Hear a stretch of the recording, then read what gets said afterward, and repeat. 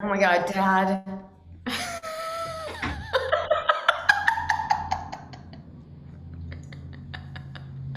Hi, I'm Dr. Joe Nemeth. I'm a periodontist and a vampire in Southfield, Michigan. And I know what you did last summer. So, I have two famous people with me here today, my daughter, Sarah Goodman, and my grandson, Zeke Goodman. And they have just come out with a new series for Amazon called I Know What You Did Last Summer. And I thought we could talk about it and talk about Zeke's first big role. This is his first major role in a TV show or a film, which is very exciting. I think he does an incredibly good job. And my daughter Sarah, and this is her first show that she's responsible for.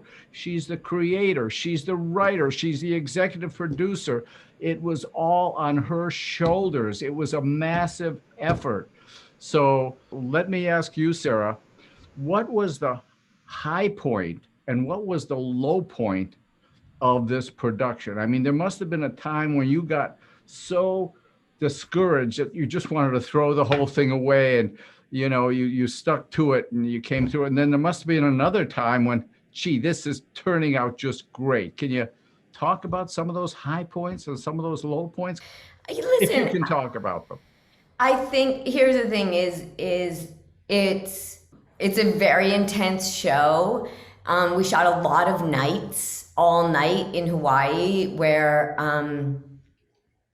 where they were very emotionally challenging as well as logistically challenging situations. And I was also editing with the editors in Los Angeles and writing the finale at the same time. And the horror started to penetrate, but it was all worth it in the end. And I think the cast did an amazing job and made it all worthwhile for us to hate them and love them and root for them and against them and wonder which of them are going to die and which of them are going to be the killer. And I was so proud of Zeke and Oh, Zeke did a great job. But let me interrupt. So, I remember talking to you when you said it's raining. We're not supposed to get rain, or it's dark and the weather's it's too windy. We can't do it. I mean, you were facing all kinds of obstacles with The these. premise of the show is the same basic premise as that of the movie and of the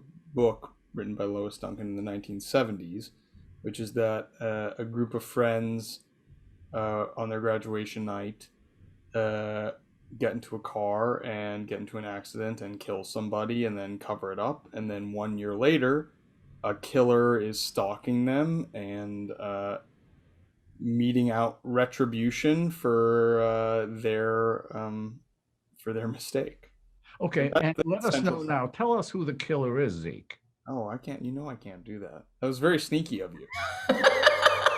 So listen, this is my grandson and my daughter. And okay, if it wasn't for me, they wouldn't exist. All right. But would they tell me who the killer is? Would they tell me the end? no. They won't even tell me. My own mother wouldn't tell me who the killer was until the very end of the show, until the very end of filming. You and I were in the same boat. I No, had I'm that a good secret keeper. Yeah, I had no privileged information. seemed to me as I watched it, you just got better and better and better. And I mean, in my opinion, you truly have star potential. I mean, I'm not saying it because you're distantly related to me, but Distant. no, it's really good. You were great. And I appreciate your enthusiasm. You're being you get to fulfill like every Jewish grandfather's fantasy. The opportunity to audition for the show came up, and I I think that it's such a unique situation working with my mom. We were so creatively in sync, and I trust my mom not only as a person, but she's a really fearless leader, and I think everybody on set felt very well taken care of. And of course, there's what the F am I doing here? I mean, before our first scene, the first scene I shot is in episode 2, and I went up to our director and to you, Mom, and I said, like, can we hold? I think I have to go throw up. Like, like in the middle of this park in Hawaii. I didn't throw up, but I did do the scene. And yeah, I think that if I'm nervous and scared, thankfully I'm in a horror and my character gets to feel that way too. If you have stage fright, you actually perform better. I'm always, whenever I'm performing, kind of in like a little liminal space of complete excitement and complete terror. Acting is not the casualness of real life. If you're trying to access something, and if you can use the energy of your fear in order to try to accomplish your goal as an actor, then that's just energy that's available at your disposal, basically. So Sarah, let me ask you this. When you were growing up, you wanted always, as far as I know, you wanted to be a lawyer. You wanted to be a lawyer. You wanted to be a lawyer. Not that there's much difference between a lawyer and a writer, but they make stuff up based on some kernel of truth. Anything happened that just changed that? Well, I mean, Dad, you fired me from your dental office when I was 16, so being a dentist was off the table. Yeah. That's because dentists and lawyers, they're just not different kind of personalities. But I think growing up in Michigan, I didn't realize you could really be a writer for a living. I think growing up, it felt like there were, the very specific things that people did as jobs. And being a writer, especially for something like television, didn't feel like one of those things. Even though you did not believe I would ever make a living doing it, you continued to tell me to go to law school. I don't believe I ever said that because I'm never wrong. I think once in 1937. But Dad, I think I have a love of horror because of you, of course, as we saw with your costume at the beginning. Yeah, exactly. You had, when I was a kid, you had ones made of real I made teeth. these custom horrible teeth, which no longer fit me, unfortunately. Yes. What was one thing that you didn't expect that happened on the set? I wasn't prepared to have to watch my son do a sex scene. Ah, very good. That's perfect.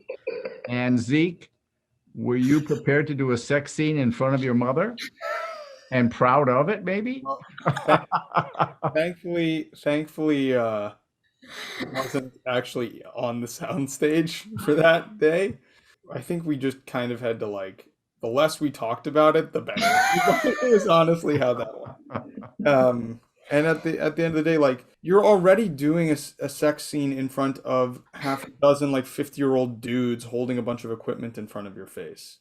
And so adding another spectator into that, it's the least sexy thing you can imagine. So it's that famous movie Evil Dead of Sam Raimi's was premiered in our living room when I was a very little girl. So I feel that my mind has been poisoned in just the right way.